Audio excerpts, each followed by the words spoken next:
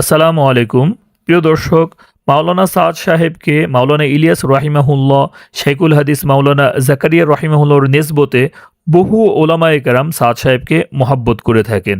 তো সাদ সাহেব ইতিমধ্যেই ১লা ডিসেম্বর ২০২৪ ভোপাল ইজতেমার মধ্যে একটি বক্তব্য দিয়েছে। ওই বক্তব্যটা দেওয়ার পরপরই ওলামায়ে কেরাম আবার তার বিরুদ্ধে কথা বলার এবং সমালোচনা করার সুযোগ পেয়ে গেছে। আসুন দেখি ভোপাল ইজতেমার মধ্যে উনি কি বক্তব্য দিয়েছেন। मैं ये कहना चाहता हूँ कि सिर्फ माल खर्च करना दावत के बगैर, इससे लोगों के अंदर माल की हिर्स पैदा होगी, दीन की हिर्स पैदा नहीं होगी। ये उसूली बात है, क्योंकि आप सल्लल्लाहु अलैहि वसल्लम ने जितना माल खर्च किया है अपने पर या गैरों पर, आपने दावत के बगैर माल खर्च नहीं किया, दावत के साथ माल खर्च किया है।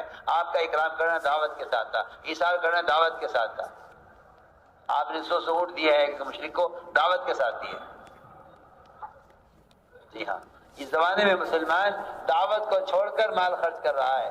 इस माल के खर्च करने से लोगों में माल की मोहब्बत पैदा होगी, दीन की मोहब्बत पैदा नहीं होगी। इसलिए आप दीन की दावत के बगैर माल खर्च कर रहे हैं। और मैं आपसे साफ अर्ज कर देता हूँ कि माल का खर्च करना दावत के बगैर खिलाफ सुन्नत है, क्योंकि ये साबित नहीं है कि आप सल्लल्लाहु अलैहि वसल्लम ने दावत के बगैर माल खर्च किया हो।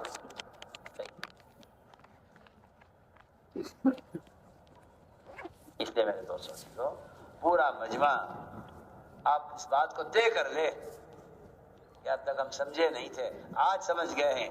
इंशाअल्लाह हम इस बात का आज़म करते हैं दिल से कि हमें मौत तक अपने आप को इस काम पर कायम रखना है।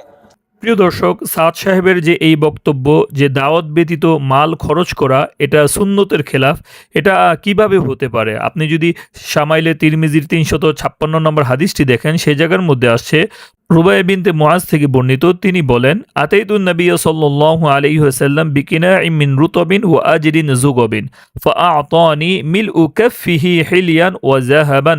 তিনি বলেন, একবার আমি নবীজি সাল্লাল্লাহু আলাইহি ওয়াসাল্লামের খেদমতে পাকা খেজুর ভর্তি একটি খাঞ্চা এবং কচি কাকড়ি নিয়ে উপস্থিত হলাম। তিনি আমাকে মুঠো ভরে অলংকার এবং স্বর্ণ দান করলেন। তাহলে এখানেও তো দাওয়াত ছাড়া রুবাইকে অনেক কিছুই দেওয়া হলো, তাহলে এটা সুন্নতের পরিপন্থী হয় কিভাবে? শুধু তাই না, আপনি যদি মুসলিম শরীফের 1006 নম্বর হাদিসটি দেখেন, সে জায়গার মধ্যে আসছে আল্লাহ নবী সাল্লাল্লাহু আলাইহি ওয়াসাল্লাম বলেন যে, ও আমার সাহাবীরা, হাত্তা মা তাজআলু ফি ইমরাতিক ফাহিয়া লাহু সাদাকা। কোনো ব্যক্তি যদি তার স্ত্রীর মুখের মধ্যে যদি এক নালা উঠিয়েও দেয়, লোকমা উঠিয়ে দেয়, তাহলে এটাও সদকা বলে বিবেচিত হবে।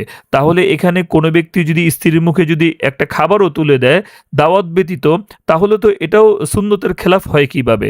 তার মানে আপনি যে দাওয়াত ব্যতীত যে কোনো জায়গার মধ্যে যদি দান করেন, সদকা করেন, এটা কখনো সুন্নতের খেলাফ হতে পারে না। কেননা এই ধরনের বহু জায়গা আছে যে জায়গার মধ্যে নবীজি সাল্লাল্লাহু আলাইহি ওয়াসাল্লাম দাওয়াত ব্যতীত মানুষদেরকে দান করেছেন, সদকা করেছেন। তাহলে প্রিয় দর্শক, এই যে সাদ সাহেব যে এই বক্তব্যটা দিল, দাওয়াত ব্যতীত মাল খরচ করা, টাকা পয়সা খরচ করে, এটা সুন্নতের পরিপন্থী।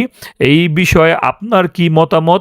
এই বিষয়টা আমাকে কমেন্টে জানাতে পারেন। সাদ সাহেবের এই বক্তব্যটা কি সঠিক আছে নাকি বেঠিক আছে, এই বিষয়টাও আপনি আমাদের সাথে শেয়ার করতে পারেন। আল্লাহ তাআলা আমাদের সকলকে তৌফিক দান করুন। পরিশেষে আমরা এটাই চাই, সাদ সাহেব মাওলানা ইলিয়াস রাহিমাহুল্লাহ, মাওলানা জাকারিয়া রাহিমাহুল্লাহর পদাঙ্ক অনুসরণ করে ওলামায়ে কেরামদেরকে নিয়ে উনি কাজ করবেন, এবং এটাই আমাদের সকলের জন্য কল্যাণ বয়ে নিয়ে আসবে। তাবলিগ জামাত যেন আবার আগের মতো হয়ে যায়, এই প্রত্যাশাই আমাদের সকলের।